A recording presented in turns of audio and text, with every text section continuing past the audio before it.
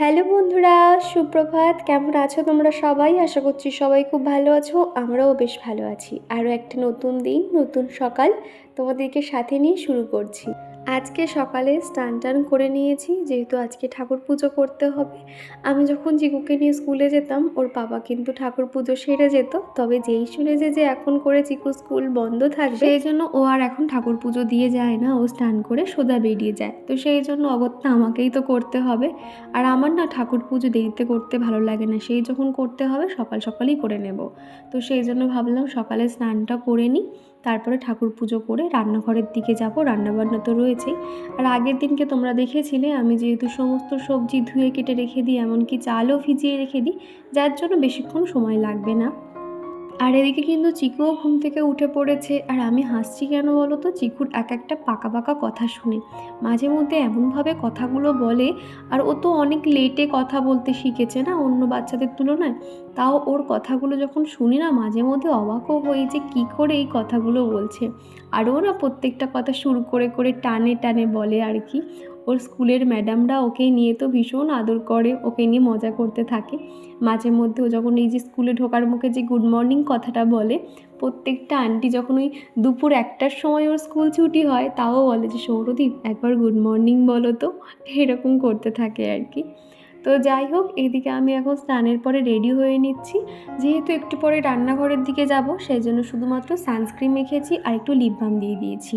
আজকে ভাবলাম যে শ্যাম্পু করব, তবে ওই যে এত সকালে এমনিতেও আমার শরীরটা খারাপ, মানে একটু ঠান্ডাটা লেগে গেছে। মাঝে মধ্যে তো এত পরিমাণে হাঁচু হচ্ছে, মাথা যন্ত্রণা করছে, সেই জন্য আজকে আর শ্যাম্পুটা করলাম না। আর এদিকে দেখো আমিও রেডি হয়ে নিয়েছি, একটুখানি কাজল পরে নিয়েছি। সকালবেলা না একটু নিজেকে একটু সময় দিই, বা একটু সাজুগুজু করে থাকলে দেখবি নিজেরও ভালো লাগবে। সবসময় তো চার দেওয়ালের মধ্যে বন্দি থাকি, সেই জন্য যখনই একটু ইচ্ছে হয় সুন্দর করে সাজুগুজু করে নিই আর কি। তো যাই হোক, এখন এই যে ঠাকুর পুজোটাও সেরে নিচ্ছি। আগের ভিডিওতে অঙ্কিতা দাস বলেছো, দিদিভাই আমার বাড়ি উলুবেড়িয়াতে, যদি কখনো এদিকে আসো অবশ্যই বলো, দেখা হবে। নিশ্চয়ই দেখা করব, আমারও ভীষণ ভালো লাগবে তোমাদের সঙ্গে দেখা করলে। আর উলুবেড়িয়া তো আমাদের এই সাঁকরাইল থেকে কয়েকটা স্টপেজ পরই আর কি। আমি দেখেছি তোমরা প্রায় অনেকেই আছো যারা আমার আশেপাশে থেকে আমার ভিডিও দেখো, যেটা আমার ভীষণ ভালো লাগে। যে হ্যাঁ, এত কাছাকাছি আমরা রয়েছি, তাও কেউ কখনো সামনে থেকে দেখিনি। যদি কখনো দেখা হয়ে যায় ভীষণ খুশি হব। এদিকে ঠাকুর পুজোও সেরে নিয়েছি। আর আমি যখনই ঠাকুর পুজো করি আমার এই কাপ ধুনোটা জ্বালতে ইচ্ছে হয়। আর ধুনোর গন্ধটা আমার ভীষণ ফেভারিট। আর এই যে ধুনোর গন্ধটা না অনেকক্ষণ পর্যন্ত থাকে কিন্তু। তো এদিকে দেখতে পাচ্ছ আমি কিন্তু ঠাকুরের ভোগে তুলসী পাতা দিয়েছি। আর আজকে সেরকম ফুল ছিল না, মোটামুটি আমাদের ফ্রিজের মনে মতে ফুল আনাই থাকে, আমরা কখনো ওই অন্যের গাছের ফুলের ভরসায় থাকি না। আমি মনে করি মনের ভক্তি দিয়ে ভগবানকে তুলসী পাতা দিয়েও প্রসাদ দিলেও ভগবান তাতেই সন্তুষ্ট হয়ে যায়। তো যাই হোক, আগের দিনে কোনো একটা বন্ধু বলেছিলে, সম্ভবত তনুশ্রী আমাকে বলেছিলে, তুমি এই গুরুমার ছবি কেন রেখেছো, তাও আবার ঠাকুরের সিংহাসনের উপরে। একটু পরেই বলছি। এদিকে দুপুরে কী কী রান্না করেছি দেখিয়ে দিই। পেঁপে দিয়ে ডাল করেছিলাম, আর এদিকে রয়েছে সর্ষে পোস্ত দিয়ে ঢ্যাঁড়সের ঝাল করেছিলাম, আর আলু আর ওই সজনে ডাঁটার একটা মাখা মাখা তরকারি। তো এখন এই যে চিকুকে খেতে দিয়েছি। আর আমার আর চিকুর প্রত্যেক দিনের একটাই হ্যাবিট বলতে পারো, খাওয়ার সময় কার্টুন দেখা। এই যে এখন মাছ লেতে মিলে ঝটপট খেয়ে নিয়েছিলাম। গুরুমাকে আমি মানুষরূপী ভগবান বলে মনে করি। ওনার মানে ভবিষ্যৎবাণী পুরো অক্ষরে অক্ষরে মিলে যায়, যার জন্য আমার মন বারবার ওখানেই ছুটে যায়। যখনই বিপদ আপদ হয় আমি গুরুমাকে ডেকে, আমি কিন্তু অনেক লাভ হয়েছে আমার। আর আমি বিশ্বাস করি যে উনি সত্যি আছে। তোমরা হয়তো অনেকেই ওনার অনুষ্ঠান দেখে থাকবে। আর এখন এই যে ভাত খাওয়ার পরে একটু ফল কেটে নিয়েছি, তরমুজ আর কি। আর আগের দিনকে দেখেছিলে অনেকটা ফল আনা হয়েছিল, তবে না আমার ওই যে নিজের জন্য ফল কাটতে একদমই ইচ্ছে করে না। মনে হয় কেউ একটু ফলটা কেটে মুখের কাছে দেবে, তাহলে বেশ খেতাম। তো কি আর করা যাবে, চিকুকে তো দিতেই হবে, তো সেই জন্য ভাবলাম তরমুজটা কাটি। তো এরকম ঠান্ডা ঠান্ডা তরমুজ খেতে না খুব ভাল লাগে আর কি। মাঝে মধ্যে এরকম হয় যে আমরা তাও তো দুপুরবেলা ভাত খাওয়ার পরে খেতে পারি, চিকুর পাপা তো খেতে পারে না, ওই জন্য রাত্রিবেলা ছোটো ছোটো করে কেটে ফ্রিজের মধ্যে রেখে দিই, ও তাহলে রাতে মানে সময় করে খেয়ে নেয়। আর এদিকে না চিকু কিন্তু তরমুজ একদম পছন্দ করতো না, তবে এখন করে কিন্তু একটু একটু করে খায়। আমি একটুখানি খাচ্ছি ওর সামনে, যাতে ও খাওয়াটা শেখে। তবে আগে তো একদম মুখে দিত না, এখন তাও একটু একটু করে খায়। এক ফালি তরমুজ খেতে ওর মোটামুটি 1 ঘন্টা সময় লেগে গেছে। তাও ভাবলাম যে না খাক, অন্তত খাওয়াটা শিখুক, লেট করছে করুক। সকালবেলা এগ বয়েল করেছিলাম, আর এই যে এগ বয়েলারটা পরিষ্কার করা হয়নি, আর এখন এই যে একটু পরিষ্কার করে মুছে রোদে দেব। আর এইরকম ইলেকট্রিক জিনিসপত্র তো জল দিয়ে ওয়াশ করা একদমই উচিত নয়। সামান্য আর কি একটুখানি কোনো লিকুইড জাতীয় কিছু দিয়ে একটু মুছে টুচে নিয়ে রোদ খাইয়ে রাখতে হয়, তাহলে কোনো সমস্যা হয় না।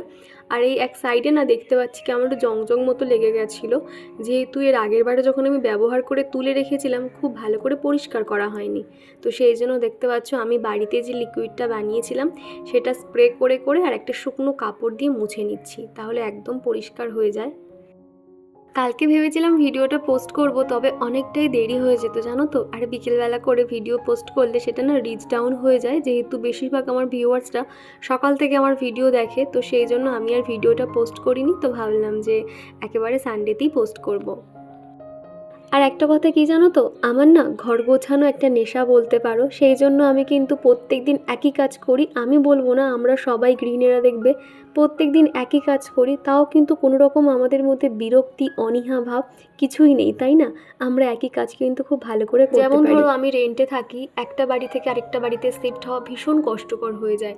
তোমার একটা জায়গা থেকে গোছানো জিনিসপত্র নতুন জায়গায় নিয়ে গিয়ে সেখানে গোছগাছ করা অনেকটাই কষ্টকর হয়ে যায়।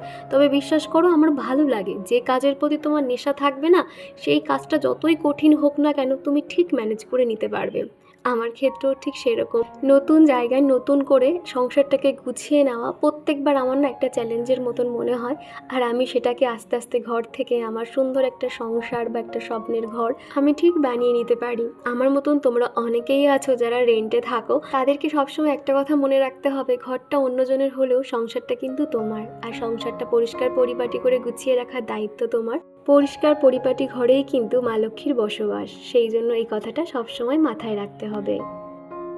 আজকে যদিও দুপুরে তাড়াতাড়ি খাওয়া দাওয়া কমপ্লিট করে নিয়েছি, তো ভাবলাম আজকে আর ঘুমাবো না, কয়েকটা এক্সট্রা কাজকর্ম আছে সেগুলো সেরে নেওয়া যাক। এই যে দেখতে পাচ্ছ মানে চালের ড্রাম কয়েকটা, ওই যে রেগুলার যে তরকারি চাপা দেওয়া যে ঝুড়িগুলো হয় সেগুলো না বেশ ধুলো পড়েছে। আর এই সাইডটাতে করলে সুবিধা হয়, তাহলে ভালো করে ছড়িয়ে ভালো করে বসে আর কি পরিষ্কার করা যায়। রান্নাঘরে এগুলো তো একদম মানে করাই যাবে না, যেহেতু সিঙ্ক এরিয়া, রান্নাঘরটা অনেকটাই ছোট, সেই জন্য বাইরে চলে এসেছি। দেখো প্রত্যেকটা কিন্তু ভালো করে পরিষ্কার করে নিয়েছি। এমনিতেও দেখবে জলের আয়রন থাকে, তো বালতিগুলো কেমন একটা সাদা স্পট পড়ে যায়। সেই জন্য না এরকম মাসে একবার করে পরিষ্কার করতে পারলে তো ভালোই হয়, তবে আমি সবসময় আর সময় পাই না। তো যাই হোক, এদিকে না আমার মাথাটা এত ভার লাগছিল, আমি সেই জন্য লিকার চা সাথে বিস্কুট নিয়েছিলাম। তোমরা জানো আমি কিন্তু চা একদমই খাই না, তবে যখন ঠেলায় পড়ি তখনই লিকার চা একটুখানি খাই। মাথাটা কিন্তু বেশ ছাড়ে। আর এই জিনিসটা কিন্তু আমার মায়ের কাছ থেকে শিখেছি। যখন এরকম মাথা ব্যথা বলো, মাথা ভার লাগে, তখন একটুখানি চা করে দিত মা। আর সত্যি খেয়ে দেখতাম যে হ্যাঁ অনেকটাই মাথাটা হালকা লাগতো।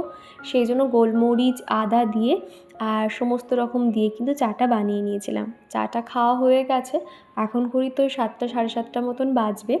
একদিকে ভাত বসিয়ে দিয়েছি, আর দুপুরের যে বাসন কোসনগুলো ছিল সেগুলো এখন প্রত্যেকটা জায়গায় রেখে দিচ্ছি। আজকে না ভাবছি একটু তাড়াতাড়ি খাওয়া দাওয়া করে নেব।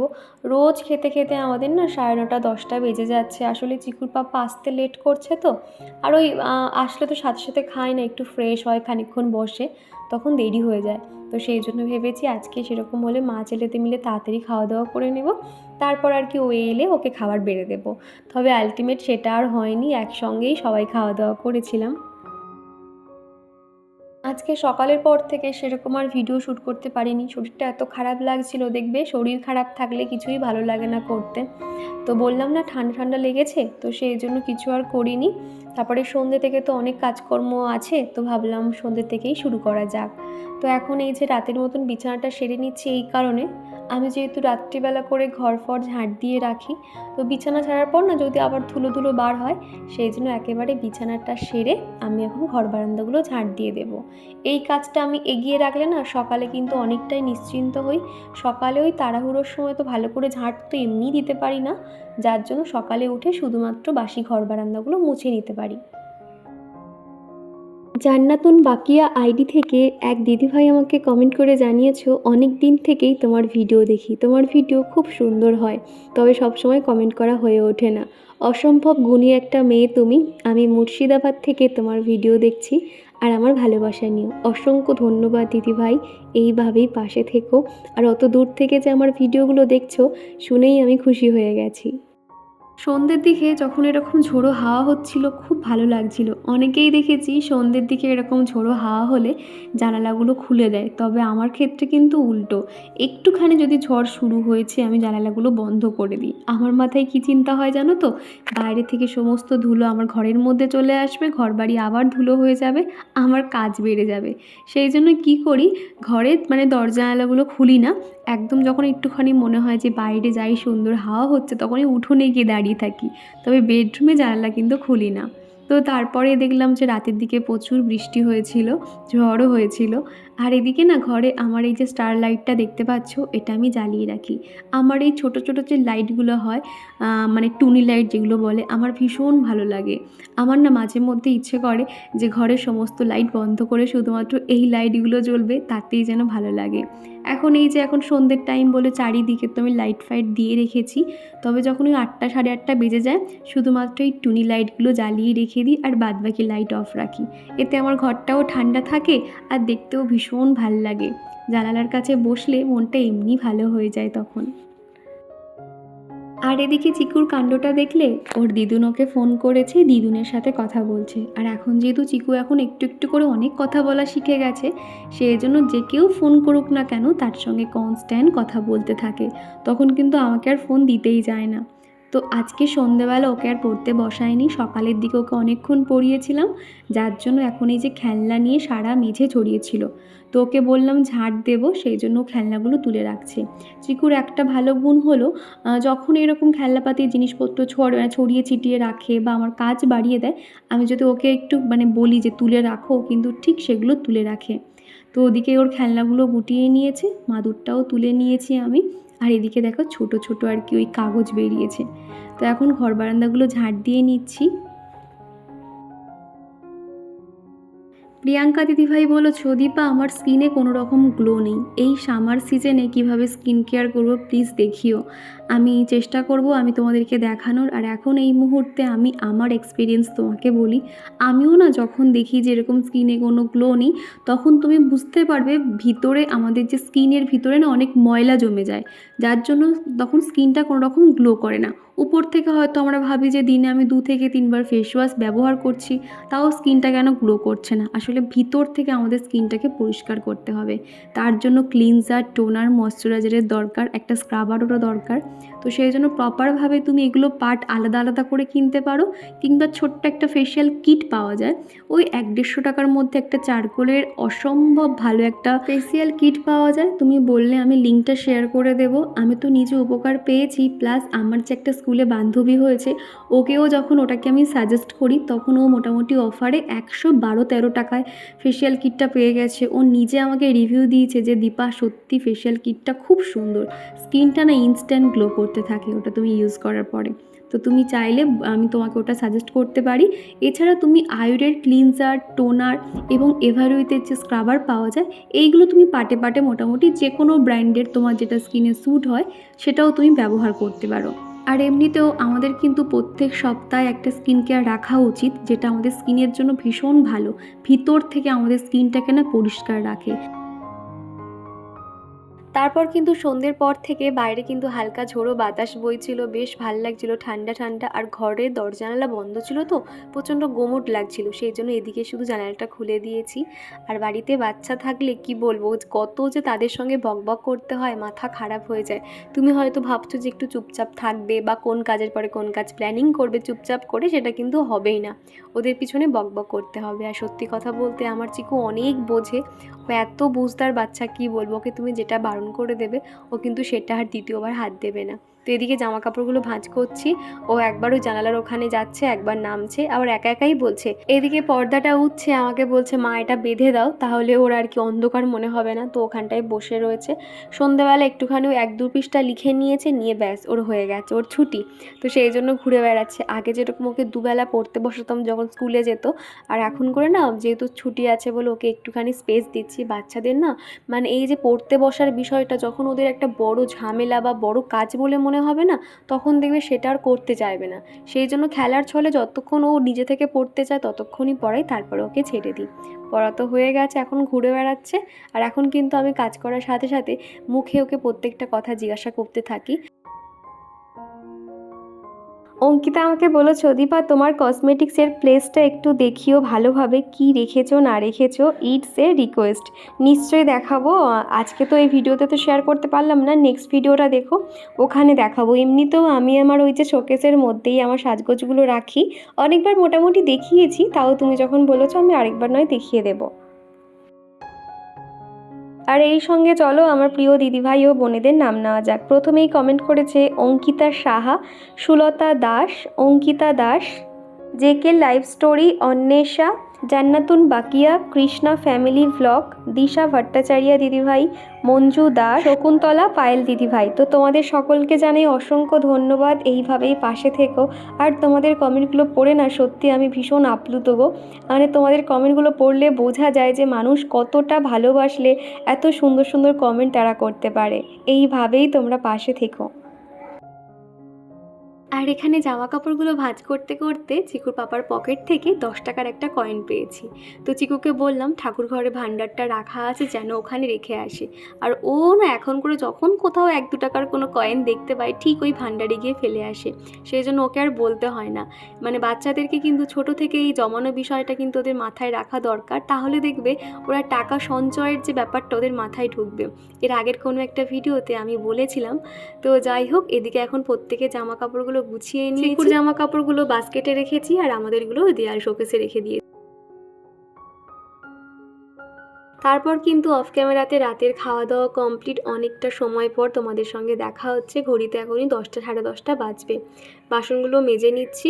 ওরা তো খেয়ে দিয়ে দিব্যি উঠে যায় বিছানাতে, তবে আমাদের মতন গৃহিণীদের খেয়ে দিয়ে হাত ধুয়ে শুয়ে পড়লে হবে না, অনেক কাজই সারতে হবে। আর হ্যাঁ, এই জিনিসটা কখন হবে, যখন আমরা মায়ের কাছে যাব, তাই না?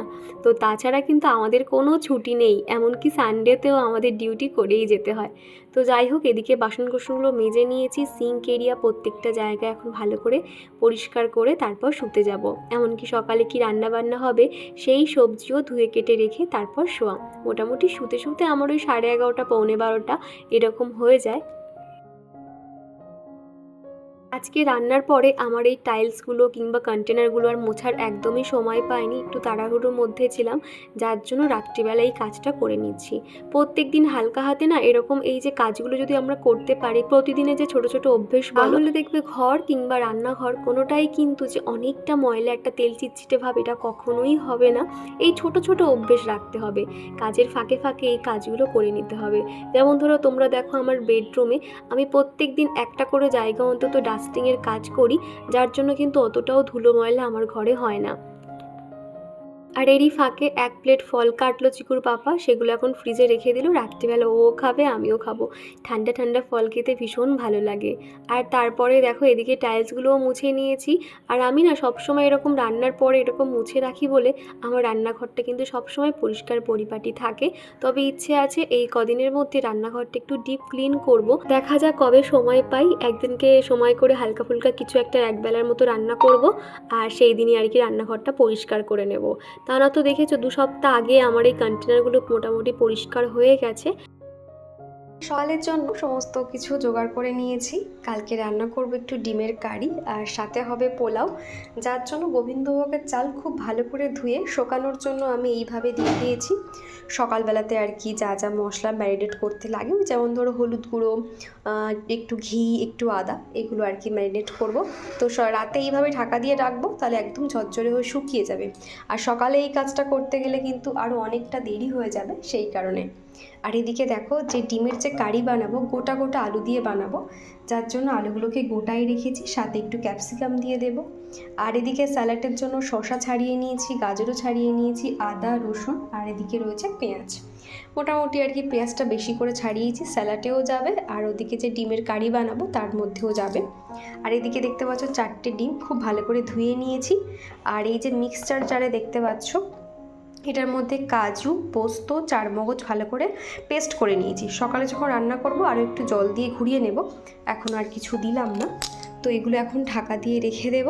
তো চলো, রাতের মতো মোটামুটি রান্নাঘরটা আমি পরিষ্কার করে গুছিয়ে নিয়েছি, দাঁড়াও দেখাচ্ছি। এই যে দেখতে পাচ্ছ রান্নাঘরটা একদম পরিষ্কার পরিপাটি করে নিয়েছি। আর আমি সব সময় সকালবেলা করে, সকাল থেকে বললাম না শরীরটা এত খারাপ লাগছিল, যার জন্য মাঝে কোনো রকম আমি আর ভিডিও শ্যুট করিনি।